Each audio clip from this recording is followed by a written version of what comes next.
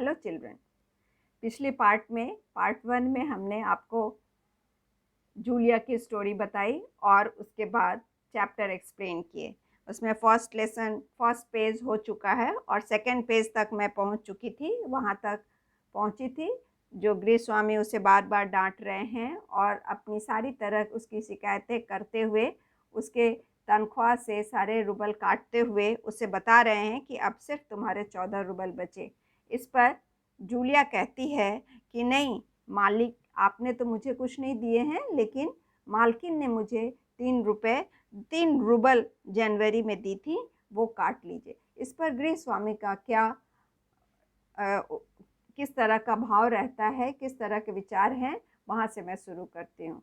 देखिए, पेज निकालिए और शुरू करती हूँ। अब गृहस्वामी उस पर किस तरह के भाव प्रकट करते हैं ये देखिए। जैसे आसमान से गिरे, उन्हें इतना गुस्सा आता है कि जैसे अचानक उन्हें ये सारी बातें मालूम होती है कि उनकी पत्नी ने उसे 3 रुबल दिए। वो क्या कह रहे हैं, अच्छा, और इतनी बड़ी बात तुम्हारी मालकिन ने मुझे बताई तक नहीं। देखो, तुम ना बताती तो हो जाता ना अनर्थ। अनर्थ का मतलब बहुत बुरा हो जाता, जो मेरी जानकारी में ये बात नहीं थी और तुम्हें इतना रुपए मिल गए। खैर, देर से ही सही, मैं इसे भी डायरी में नोट कर लेता हूँ। डायरी खोलकर उसमें यूं ही कुछ लिखता है। हाँ, तो 14 रुबल, 14 में से 3 और घटा दो, बचते हैं 11 रुबल। संभाल लो, गिन लो, ठीक है ना। और इस तरह 11 रुबल उसे देते हैं जूलिया को और उसके बाद वो कहते हैं कि संभाल कर इसे रखो और गिन लो, दिया है ना सही। जूलिया कांपते हाथों से धन्यवाद देते हुए और उस रुबल को लेती है, रुपयों को, और उन्हें धन्यवाद देती है। गृहस्वामी अपना गुस्सा नहीं संभाल पाता, ऊंचे स्वर में लगभग चिल्लाते हुए कहते हैं। अपने आप पर वो कंट्रोल नहीं रख पाते हैं और चिल्लाते हुए कहते हैं कि किस तरह की तुम लड़की हो, हमारे इतने तरह के अन्याय करने के बाद भी तुम मुझे धन्यवाद दे रही हो। इस तरह के भाव प्रकट करते हैं। तो कहते हैं कि तुम मुझे धन्यवाद दे रही हो जूलिया, जबकि तुम अच्छी तरह जानती हो कि मैंने तुम्हें ठग लिया है, तुम्हें धोखा दिया है, तुम्हारे पैसे हड़प लिए हैं, और तुम इसके बावजूद मुझे धन्यवाद दे रही हो। गुस्से में कांपते हुए कहने लगते हैं, मतलब वो समझ रहे हैं वो जो हम तुम्हारे साथ अन्याय कर रहे हैं, उसके बाद भी वो इस तरह से कांपते हुए स्वर में जूलिया को डांट कर समझा कर कहते हैं कि तुम उसके बाद भी, मेरे इतने अन्याय करने के बाद भी तुम मुझे धन्यवाद दे रही हो। जूलिया कहती है, जी हाँ मालिक। जूलिया कह रही है कि हाँ, मैं जानती हूँ, उसके बाद भी मैं ऐसा धन्यवाद दे रही हूँ। तो गृहस्वामी उससे पूछते हैं, गुस्से में तुतलाने लगते हैं। तुतलाने लगना मतलब ज़्यादा गुस्से हो जाना, तो शब्दों का स्पष्ट ना सुनाई देना, उसे तुतलाना कहते हैं। जी हाँ मालिक, जी हाँ मालिक, क्यों क्यों जी हाँ मालिक, क्यों इस तरह के बार बार तुम जी हाँ इस तरह की दब्बू आवाज़ में, डरे हुए स्वर में तुम मुझे बार बार कह रही हो। वे नेक्स्ट पेज चेंज करते हैं।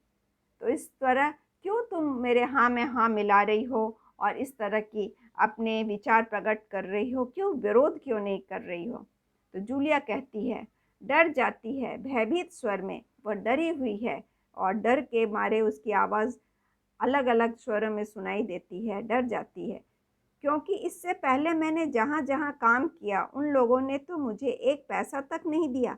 आप कुछ दे तो रहे हो। कह रही है, इसके पहले मैंने जहाँ भी काम किया है मुझे उन लोगों ने कुछ भी पैसा नहीं दिया। मेरे ऊपर इस तरह के अत्याचार हुए, और वहाँ जब इतने सारे पैसे काटने के बाद भी आप मुझे कुछ तो पैसे दे रहे हो, इसलिए मैं आपको धन्यवाद देती हूँ। गृहस्वामी क्रोध से के कारण कांपते हुए उत्तेजित स्वर में, और इन बातों को जब वो सुनते हैं तो वह काफ़ी क्रोधित हो जाते हैं। ये गृहस्वामी असल में लेखक ही हैं, जो जूलिया को समझाने के लिए इस तरह के नाटक लिखे हैं, और वो कह रहे हैं कि वो इतने क्रोधित हो जाते हैं, इस तरह से उन्हें समझाने की कोशिश करते हैं जो उनकी आवाज़ ऊंची हो जाती है। उन लोगों ने तो तुम्हें एक पैसा तक नहीं दिया जूलिया। मुझे ये बात जानकर जरा भी आश्चर्य नहीं हो रहा है। स्वर धीमी कर जूलिया, मुझे इस बात के कारण के लिए माफ़ कर देना कि मैंने तुम्हारे साथ एक छोटा सा क्रूर मजाक किया। अब वो कह रहे हैं कि मैंने ये सारी जो घटनाएं तुम्हारे साथ खेली है, इस तरह के नाटक जो खेले हैं, इस क्रूर मजाक के लिए तुम मुझे माफ़ कर देना। पर मैं तुम्हें सबक सिखाना चाहता था। मैं तुम्हें ये समझाना चाहता था कि दुनिया में इस तरह मुंह बंद करके सारी तकलीफ़ें बर्दाश्त कर लेने से समस्या का हल नहीं निकल सकता है। उसके खिलाफ आवाज़ उठानी चाहिए, अपनी हक के लिए लड़ना चाहिए। देखो जूलिया, मैं तुम्हारा एक पैसा नहीं मारूंगा। जेब से निकाल कर ये है तुम्हारे 80 रुबल और 2 महीने के 40 रुबल के हिसाब से ये तुम्हारे 80 रुबल हैं, इसे रखो। मैं अभी इन्हें तुम्हें दूंगा, लेकिन इससे पहले मैं तुमसे कुछ पूछना चाहूँगा। जूलिया, क्या ये ज़रूरी है कि इंसान भला कहलाने के लिए इतना दब्बू, भीरू और भोदा बन जाए कि उसके साथ जो अन्याय हो रहा है उसका विरोध तक न करे? अब ये सारे शब्दों का इस्तेमाल जो किए हैं लेखक, वो कह रहे हैं दब्बू मतलब अपनी सारी कमजोरियों को छिपा कर रखना, और जो भी अगला हमारे साथ अत्याचार कर रहा है उसको चुपचाप बर्दाश्त कर लेना, उसे दब्बू कहते हैं। डर से आवाज़ नहीं निकलना, खिलाफ कोई तेज़ ऊंचे स्वर में बात नहीं करना, उसे दब्बू कहते हैं। भीरू भी ऐसे ही डरपोक लोगों को कहते हैं। और बोदा का मतलब होता है बिल्कुल बेवकूफ़ आदमी हो, उसे बोदा कहते हैं। तो उसके खिलाफ आवाज़ न उठाना, ऐसे होने से क्या फ़ायदा है? बस खामोश रहे और सारी ज़्यादतियाँ सहता जाए। ज़्यादतियाँ मतलब हर तरह की बुराइयों को बर्दाश्त करते जाना, वो सहते जाना, इस तरह की बात को कह रहे हैं। नहीं जूलिया, नहीं, इस तरह खामोश रहने से काम नहीं चलेगा। अपने को बचाए रखने के लिए तुम्हें इस कठोर, क्रूर, निर्मम और हृदयहीन संसार से लड़ना होगा। अपने दांतों और पंजों के साथ लड़ना होगा, पूरी शक्ति के साथ। मत भूलो जूलिया, इस संसार में दब्बू और रीढ़ रहित लोगों के लिए कोई स्थान नहीं है, कोई स्थान नहीं है। कह रहे हैं लेखक कि इस तरह के जो कठोर और क्रूर संसार है, जहाँ निर्मम है लोग, जो इसके पास ममता नाम की चीज़ नहीं है, जिनके दिल में किसी भी तरह के लोगों के लिए प्यार नहीं है, मोहब्बत नहीं है, वैसे संसार में अपने दांत और हाथों के पंजों का इस्तेमाल करते हुए अपनी आवाज़ ऊंची करके अपने आप को बचाने के लिए संसार से लड़ना होगा और इस तरह से अपने जीवन की रक्षा करनी होगी। तो बच्चों, इस कहानी से हमें शिक्षा मिलती है कि वास्तव में मालिक यानी कि गृह स्वामी उसे अपना स्वभाव बदलकर यानी दब्बूपन त्याग कर अपने अधिकार के लिए लड़ने के लिए प्रेरित करना चाहता था। इसलिए उनके साथ मजाक करते हुए पैसे घटाता जा रहा था ताकि वह गुस्सा कर अपना हक मांगे। परंतु जूलिया दब्बू की दब्बू ही बनी रहती है। जूलिया की पीड़ा का मार्मिक चित्रण लेखक ने प्रस्तुत किया है, साथ ही शोषण से मुक्ति पाने का संदेश भी दिया है कि इस तरह हमें इस संसार में किस तरह जीना है, इसकी शिक्षा दी गई है। तो बच्चों, इसके साथ में आपके इसी पेज नंबर 17 में देखिए, पास में एक प्रश्न भी दिया है, अपठित गद्यांश पर आधारित कृतियाँ पूर्ण करें। ये रेड कलर से जो पैराग्राफ दिए गए हैं उसी के आधार पर एक छोटा सा कृतिया संजाल दिया गया है, उसे पूर्ण करना है। पद्यांश में आया संसार अर्थात इस लेसन में, इस पैराग्राफ में संसार किस तरह के हैं उसके बारे में आपको उसकी 4 विशेषताएं या उसकी बुराइयों के बारे में लिखना है। तो यहाँ देखिए, तुम्हें इस कठोर, क्रूर, निर्मम और हृदयहीन, ये 4 इसकी बुराइयों को यहाँ लिखना है आपको। नेक्स्ट है कारण लिखिए। गृह स्वामी द्वारा जूलिया से माफ़ी मांगना। क्यों? सबक सिखाने के लिए उन्होंने उसके साथ क्रूर मजाक किया था, इसलिए वो जूलिया से माफ़ी मांग रहे हैं। दूसरा है गृह स्वामी से जूलिया को संसार के साथ लड़ने के लिए कहना। क्यों?